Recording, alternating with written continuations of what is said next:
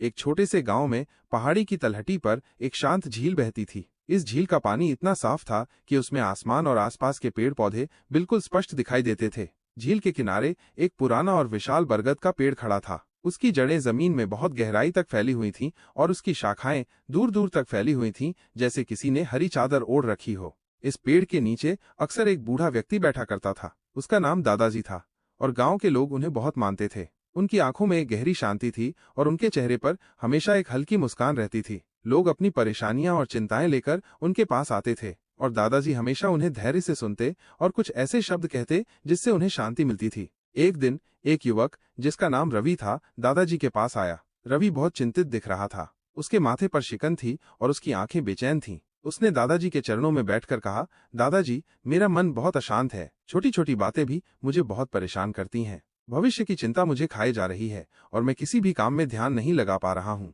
दादाजी ने रवि की ओर देखा और मुस्कुराए। उन्होंने झील की ओर इशारा करते हुए कहा, देखो रवि, इस झील को देखो। क्या तुम बता सकते हो कि इसका पानी इतना शांत क्यों है? रवि ने झील को ध्यान से देखा और कहा, हाँ दादाजी, क्योंकि इसमें कोई हलचल नहीं है, हवा भी शांत है और कोई पत्थर भी इसमें नहीं गिर रहा है।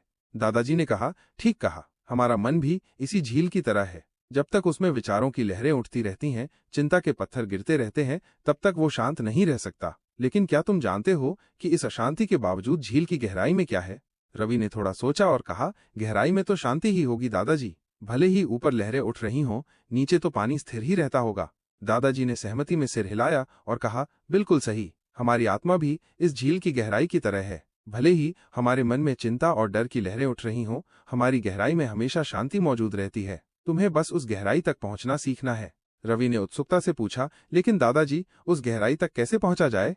दादाजी ने कहा, जैसे तुम झील के किनारे बैठकर उसकी शांति को महसूस कर सकते हो, वैसे ही तुम कुछ देर शांत बैठकर अपनी सांसों पर ध्यान दो। महसूस करो कि हर सांस आ रही है और जा रही है। विचारों को आने दो और जाने दो, बिना उन्हें पकड़े। जैसे झील की सतह पर लहरें आती हैं और चली जाती हैं, वैसे ही तुम्हारे विचार भी आएंगे और चले जाएंगे। तुम्हें बस साक्षी बनकर उन्हें देखना है, उनमें उलझना नहीं है।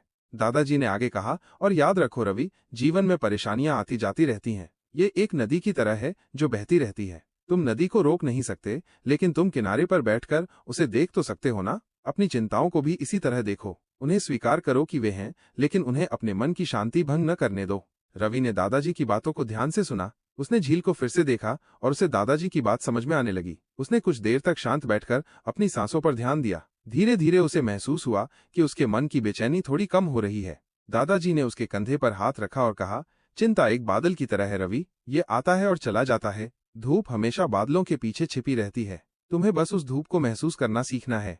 रवि ने दादाजी को धन्यवाद दिया। उस दिन के बाद जब भी उसे चिंता महसूस होती, वो शांत जगह पर बैठ जाता और अपनी सांसों पर ध्यान देता। उसे धीरे धीरे ये समझ में आने लगा कि भले ही उसके मन में विचार चल रहे हों, उसकी गहराई में हमेशा शांति मौजूद रहती है, ठीक उसी शांत झील की तरह। और इस तरह उसने अपनी चिंता को कम करना सीख लिया। ये कहानी आपको ये याद दिलाने के लिए है कि आपके भीतर शांति का एक ऐसा स्थान है जो हमेशा मौजूद रहता है, भले ही बाहरी परिस्थितियां कितनी भी अशांत क्यों न हो। अपनी सांसों पर ध्यान केंद्रित करके और अपने विचारों को साक्षी भाव से देखकर आप उस आंतरिक शांति को महसूस कर सकते हैं और अपनी चिंता को कम कर सकते हैं।